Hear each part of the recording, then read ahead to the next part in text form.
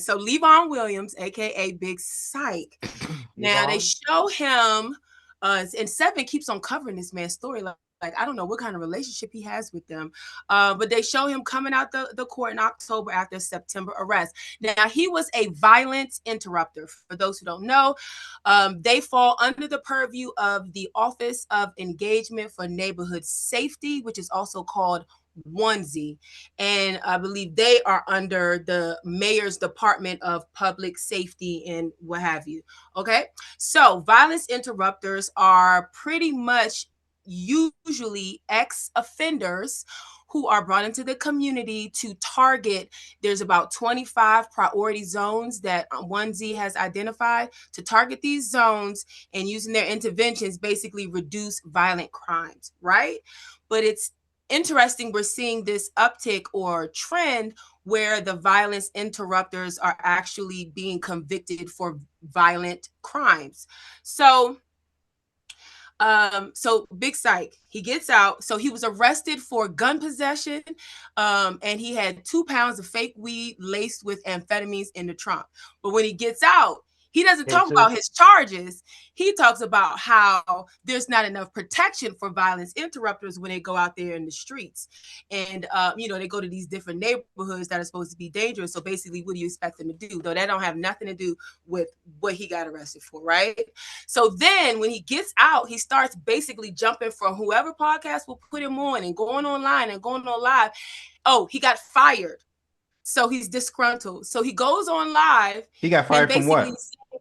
he got fired as a violence interrupter for hit from Hillcrest Children and Family Service. They are one of the contractors that provide the violence interrupters under onesie. So he Syke, we gets gotta out and he let you starts go. telling people so he gets out and starts saying most of the violence interrupter programs are all scams, and they just be making up names and doing this and doing that.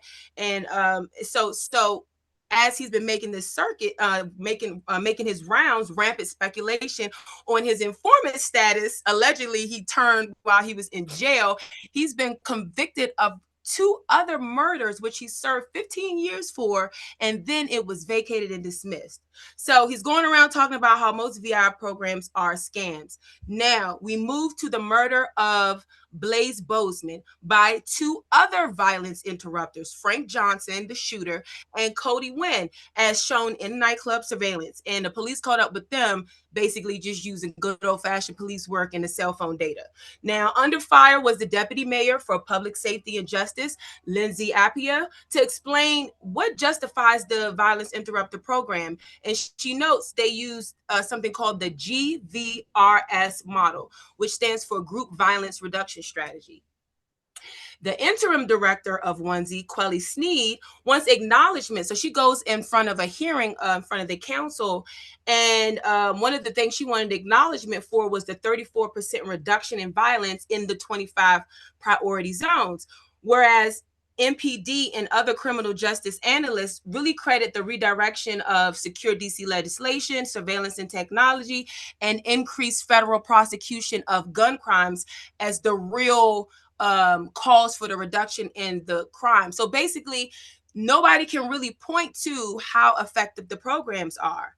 So these programs are operating under like a no bid policy. So basically, whoever gets the contracts are people who are in the know or have the relationships with those people in the local government.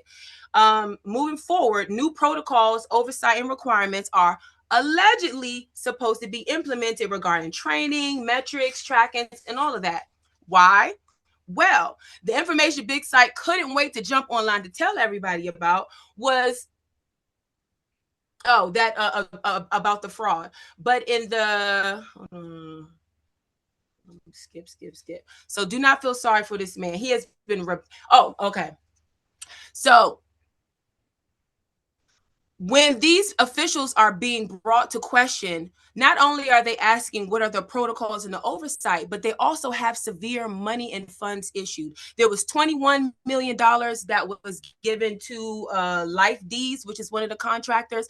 There was $800,000 that the DC Council gave to onesie to direct these violent interrupters, and they have no accounting ability. They have no Was that accountability for what 21 they million? 21 million for life deeds with egregious misdeeds, and 400,000 went to, hold on, 20. Yeah, I think it's 21, but let me double check that. I took notes, but 400,000 of that went to his family salaries. He basically was just putting different people in positions. There's no tracking. They found out that there was just a lot of fraud going on. So all of this, so from this guy calling out the violence interrupters to us realizing that once again, local government is wasting taxpayer money on programs.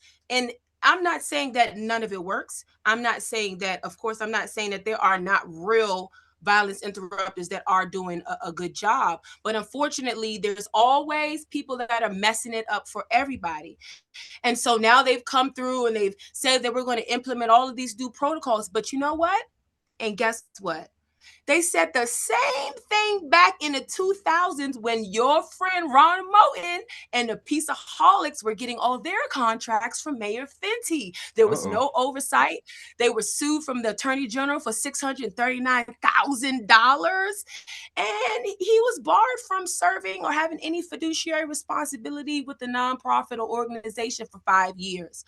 So, who did? Salute to you for saying fiduciary. Ronald Moten. So the DC government in early 2000s, after that, so they were going to implement protocols so that these programs will have more oversight and we have actual metrics. And then fast forward, here we are in 2026 with them saying the same thing. Oh, okay, we're going to improve the metrics and the oversight. So basically nothing has changed for the past 20 years. So real quick, I want to say in like maybe 20 seconds. So like, okay, I think that there's definitely some oversight that needs to be done on violence interrupters, right? But let's also have that same scrutiny for MPD that gets over $600 million. Their overtime budgets on an annual basis is anywhere from $60 to $70 million that we're paying cops overtime to be out on the streets. And they're not inherently making DC safer, right? So like, yeah, let's look into violence interruption for sure. Let's look critically because at the end of the day, you're moving my tax dollars. I want them to be spent efficiently. But if we're talking about efficiency and as it pertains to public safety, we got to also look at a grossly overspent MPD budget. And then the last thing I'll say, which is at the heart of the question about Big Syke, right? Is he a snitch? Is he not? I don't know enough of the facts to call that man a snitch. I've seen some of the social media content. Oh yeah, shout out Glizzy and Barbara's Son TV. And the thing is, right? Like, I'm really from DC, and like you could die with that title on you. Like you could die being hot. So like I'm not even gonna sit here and play on this internet shit about whether this man is or isn't a snitch. I don't know. I ain't seen it in black and white to call him that, so I can't. Yeah, I think that maybe. The phone was videotaped and put up online. That he's been recording conversations and all of that. Everybody can go get their details from. I got a lot of this from Aunt Glizzy and Barbara's Son TV, but no, the evidence and the receipts are there.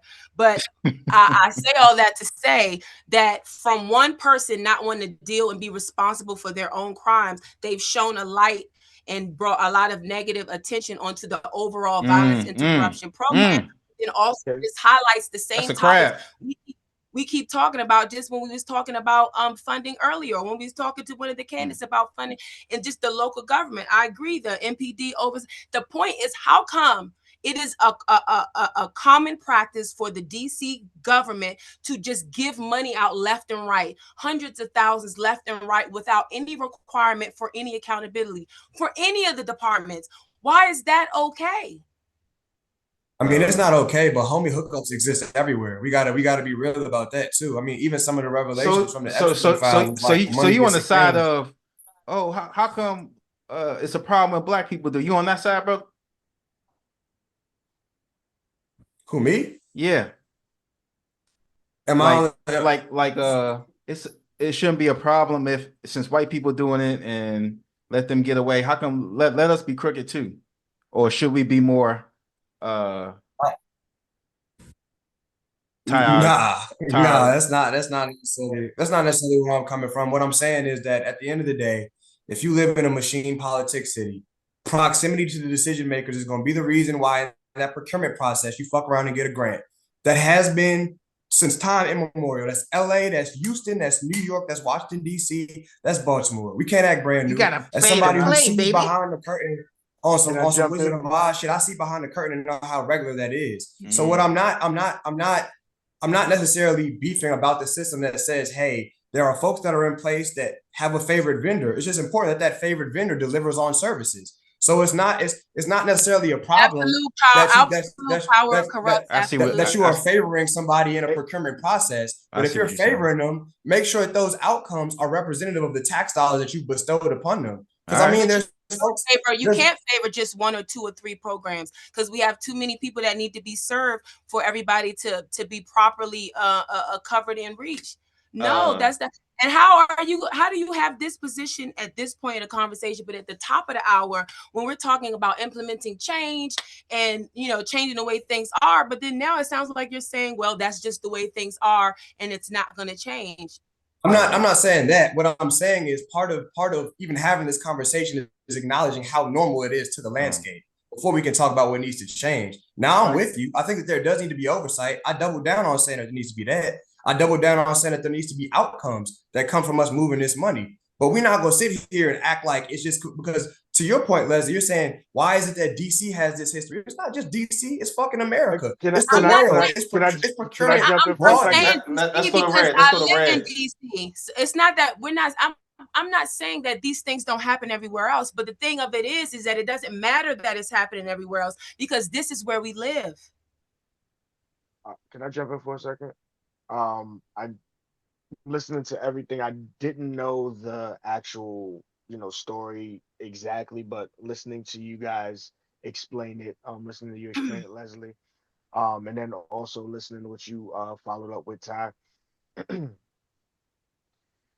I don't know if any of you have been keeping up with it, but to me, this sounds like a another version of what happened with Big U in LA and the Grid program and Nipsey Hussle and Mm. everything like that. It's like the same thing. Like they're taking, someone who has influence in the hood because he's a gang member who did time, and now he come back to the hood and he uses the Grid program, funneling money from the LAPD, doing committing crimes, extortion, whatever, all underneath the umbrella of this grid program, but still out here doing, X, Y, and Z. So yes, you're right. It's not just, something that happens in DC, it happens everywhere. But just listening to the story that Leslie was describing, if you if you follow the Big U and the whole Nipsey situation or whatever, and he's Yeah, I currently didn't follow that in one. he's currently in prison right now, under a RICO, and it looks like that he's gonna be in there for the rest of his life. But that like everything at which you're pretty much like that's literally Literally the what same has thing. Yeah. Well, same I thing. think it's just what it's based on is the evidence-based model, the GVRS, whatever the letters were, I wrote it down. But my thing is that there are actually in all of these programs, in all of these departments, because we was one topic when it was about the youth violence and Trump sending in troops, then we were talking about youth programs. Remember? I Be think more Darren when was we on here pulled up too. the site. Yeah.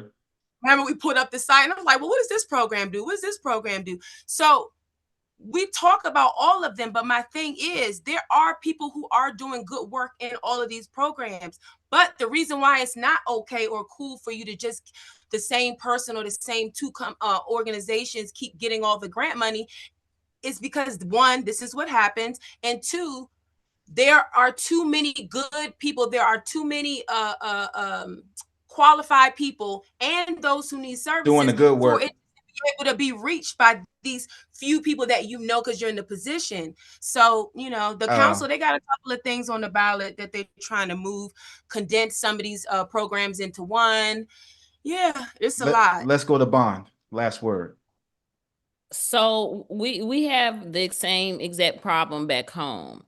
And often what happens is those who are more proximal to power or the council people or the mayors, they get the funding.